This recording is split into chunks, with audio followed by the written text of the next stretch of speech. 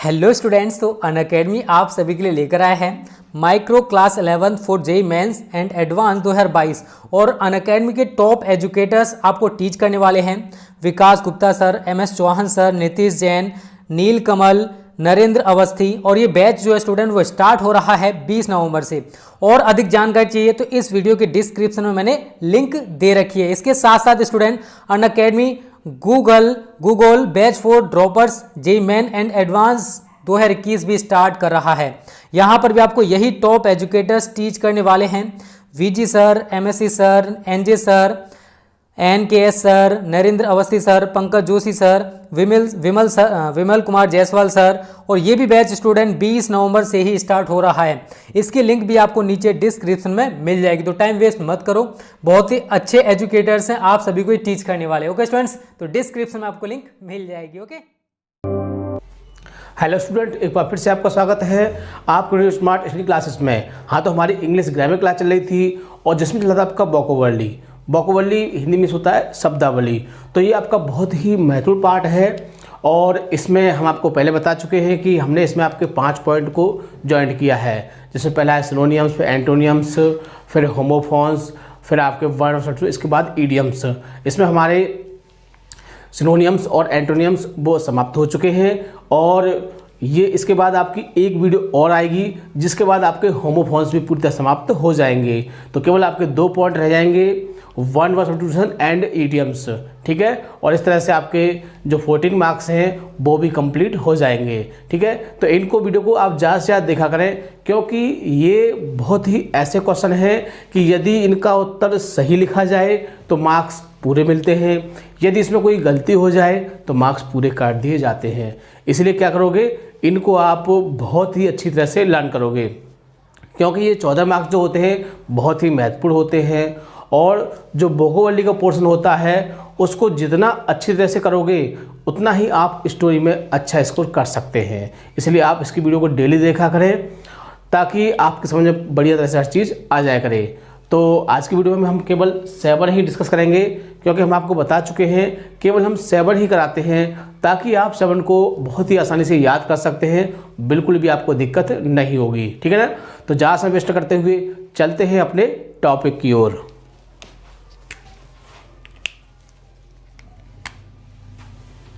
Class 12th English grammar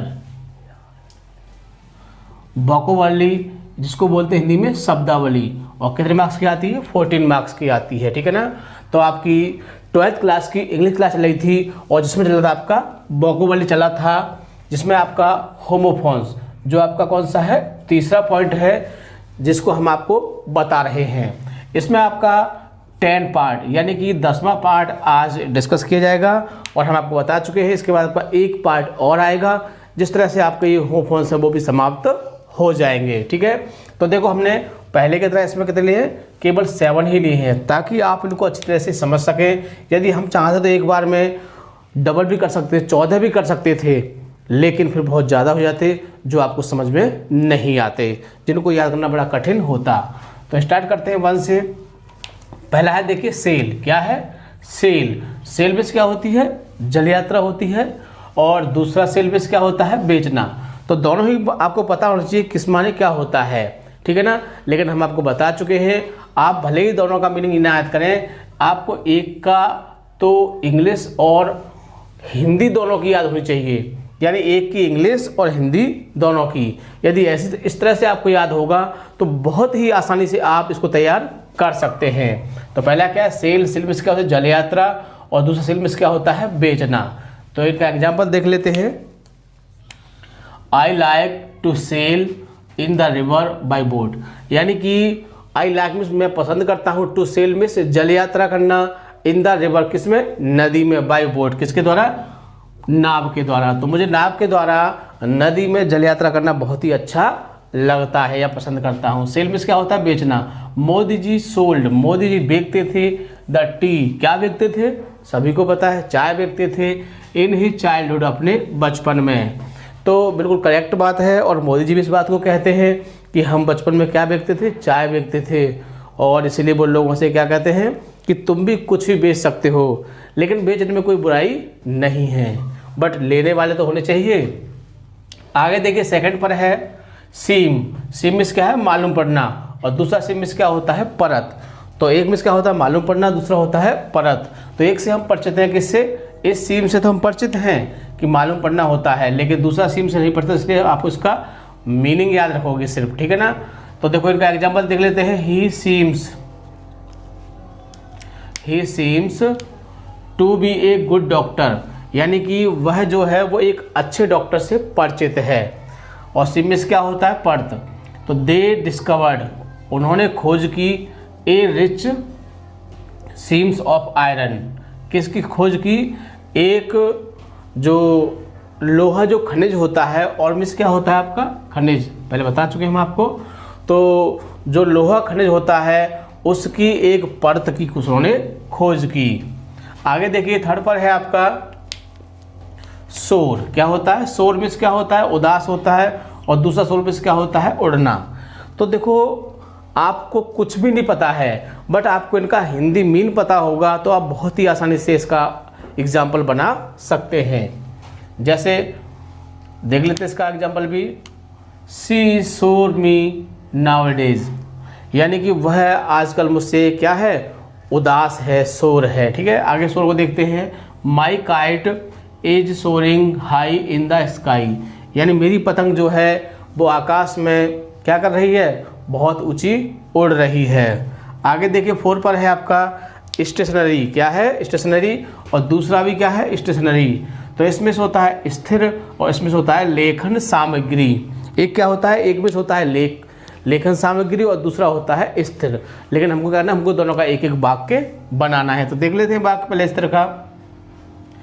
तो a stationary object has no speed, यानी कि जो स्थिर वस्तुएं होती हैं उनमें कोई गति नहीं होती है।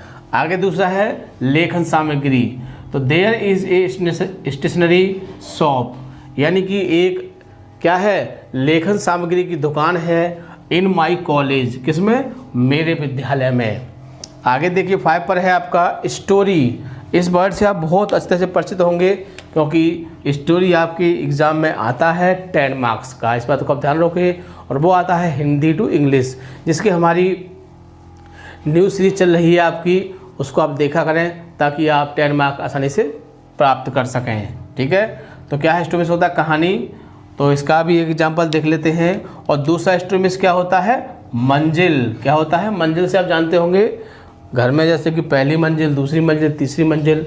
गांव में खैर 2-3 मंजिली होती हैं, बट शहर में तो बहुत ही ऊंची ऊंची इमारत होती हैं। ठीक है ना। तो देखिए इसका एग्जाम्पल देखते हैं। My grand mother tells me, मेरी जो दादी माँ है मुझे सुनाती हैं, क्या सुनाती हैं, a story in the night, रात में एक स्टोरी, रात में एक कहानी सुनाती हैं। तो I live in 4 story building, I live in A 4 story building, यानी कि मैं जो 4थी मंजिल है इमारत की उस पर रहता हूँ, बट मैं नहीं रहता हूँ, मैंने तो सेंटेंस बना दिया है आपके लिए, मैं तो पहली मंजिल पर ही रहता हूँ, आपको बताऊँ। ठीक है, आगे देखिए 6 पर है देयर और देयर। इन दोनों वर्ड्स में आप दोनों वर्ड से परिचित होंगे, क्योंकि ये दोनों कॉमन वर्ड हैं, अक्सर वर्डों में, वाक्यों में यूज होते रहते हैं। तो इनसे आप परिचित होंगे कि देयर मिस क्या होता है, देयर मिस होता है उनका, और देयर मिस होता है वहाँ। तो पहले उनका का देख लेते हैं एग्जाम्पल। तो their house is very beautiful, यानी उनका जो घर है वो कैसा है, बहुत ही सुंदर है। अब वहाँ का देख लेते हैं। Please sit there, please sit SIT,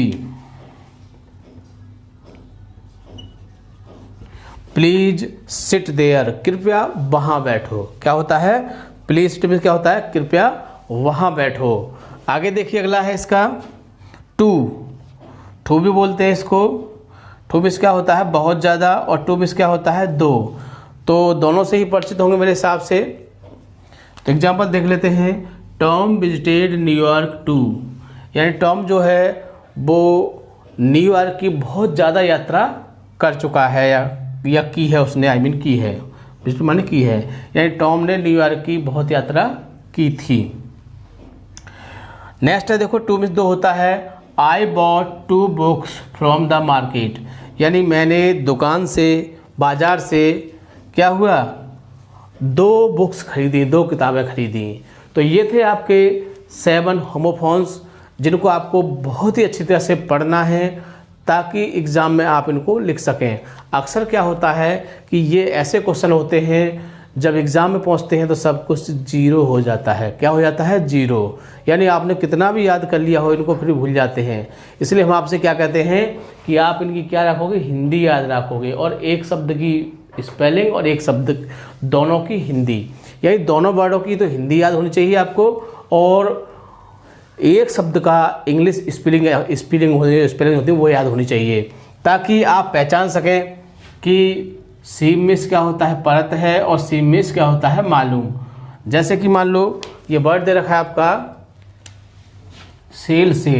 हमको ये नहीं पता ये सेल क्या होता है, लेकिन ये पता है कि सेल में जल यात्रा होती है, और इस सेल में जानते हैं कि बेचना होता है।